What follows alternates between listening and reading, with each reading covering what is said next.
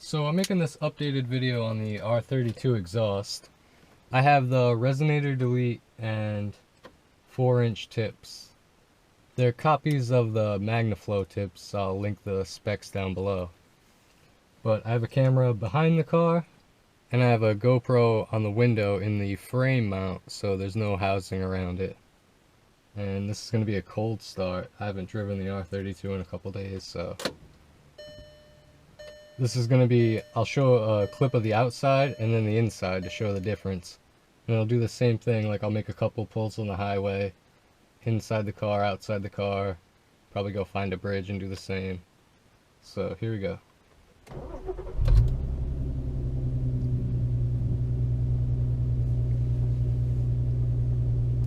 It's idling at about 1100 and it's real bubbly right now, I can tell, but not too bad inside the car.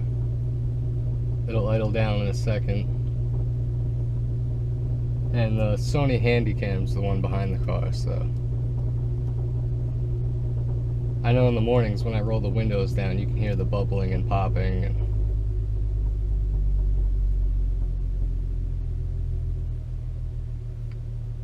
so now the idle lowers down and the flapper valve closes. I made a video on the flapper valve that sort of explained that. It shows it pretty good, but anyways, I'm gonna get that camera from outside the car and then we'll go for a drive.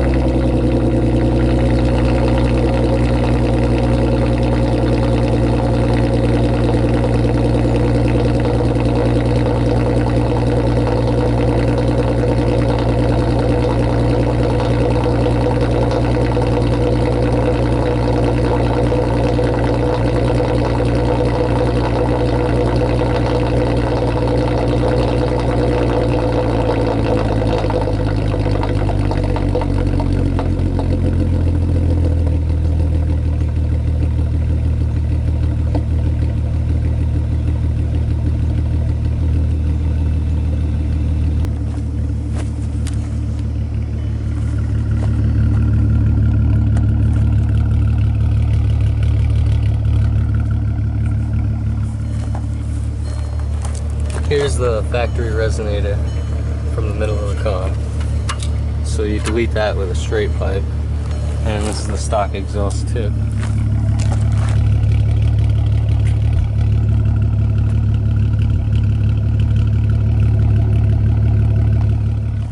And right now I have the Detroits on it with the 15mm spacers only in the rear.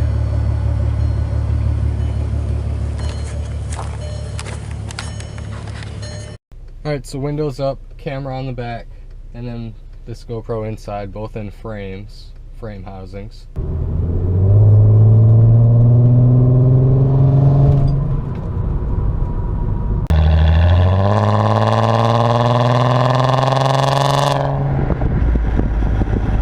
The downshifts in sport mode are pretty loud outside the car.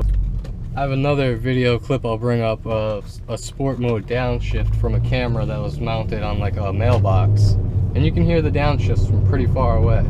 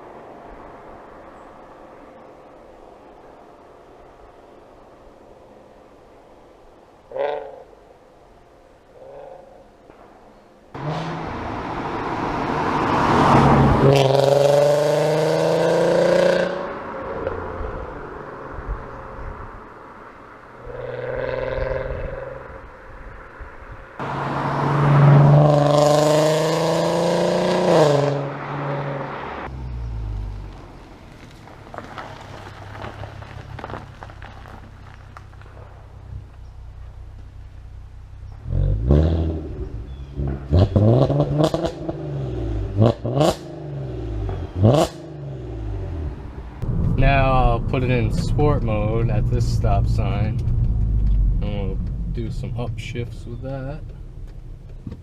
Shifting it in manual mode, you just don't get the same pop as sport mode.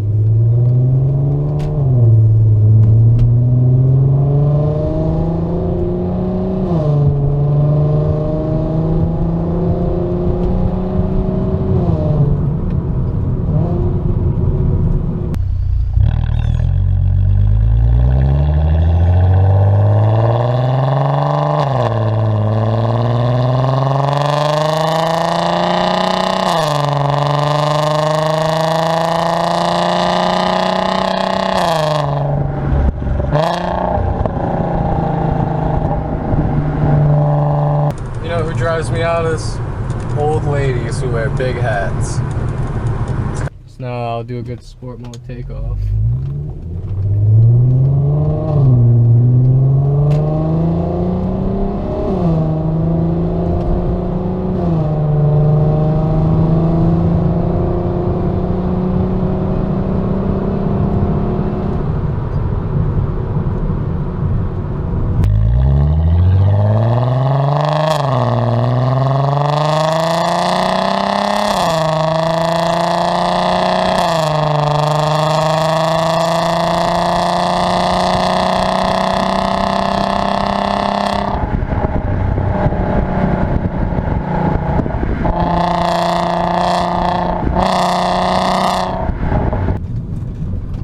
So now I have it in manual mode, 4th gear.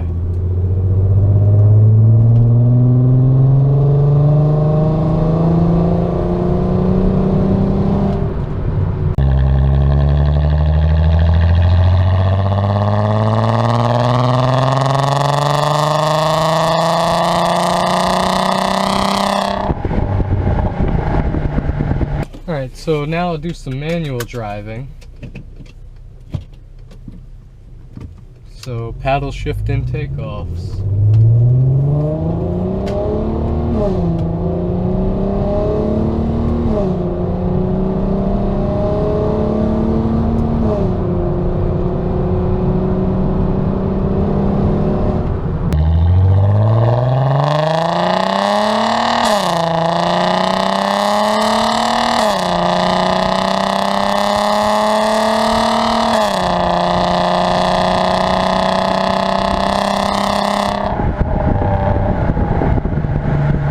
So right now I have one GoPro on my lap and one on the back of the car, and I'm going to do a manual takeoff. Same thing as last time, but windows down.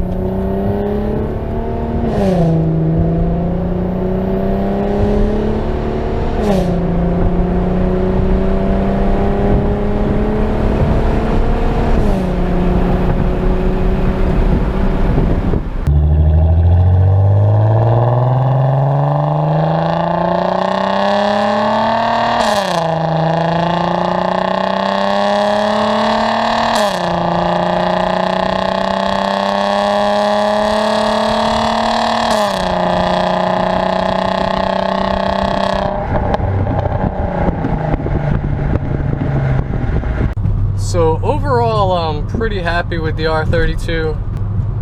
I've had so many issues, I kind of forget them a lot. Same with modifications.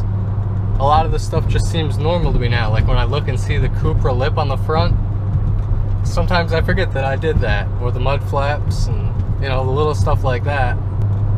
The Euro dash cubby, I mean, that's probably my favorite, or my most used modification is that little cubby. I don't know if you'll be able to see it in the dark. It's like the little glove box on this side. I made a video on that, you can check that out. But yeah, I haven't made an R32 video in a while. It's been mostly scooter videos because it's nice out. I wanted to do the dual high beams, I just have to research it more and then I'll do it. Those lights in the middle of the R32 are useless unless the car is in park and the key is off. Then I can use those yellow lights. It's kind of silly. I'm talking about the H7 halogens that I put in the front. Again, I forgot I did that. But yeah, I put those yellow bulbs there. Completely useless until I do the coating on it, but right now I just have the tire pressure sensors disabled. Because I'm running the Detroit's, not my factory rims.